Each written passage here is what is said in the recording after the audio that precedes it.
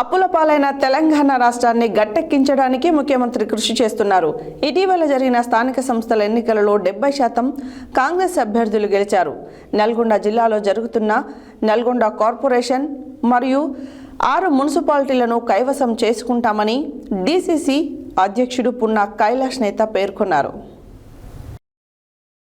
అప్పుల పాలైన తెలంగాణ రాష్ట్రాన్ని గట్టెక్కించడానికి ముఖ్యమంత్రి కృషి చేస్తున్నారు.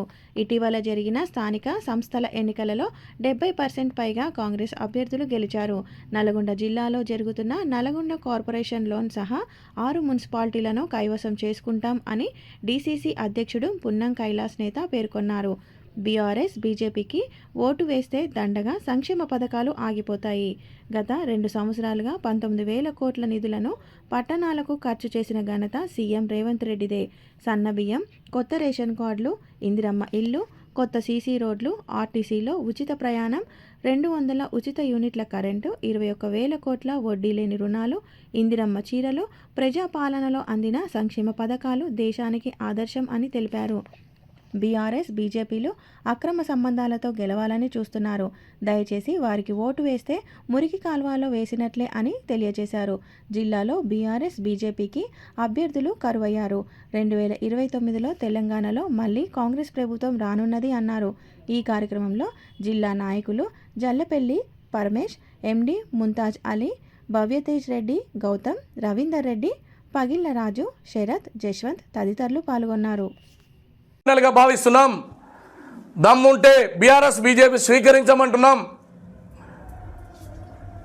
ఈ సెమీఫైనల్లో గెలిచి 2029లో జరిగేటువంటి సాధారణ ఎన్నికల్లో తెలంగాణ రాష్ట్రంలో మళ్ళీ కాంగ్రెసే అధికారంలోకి వస్తుంది.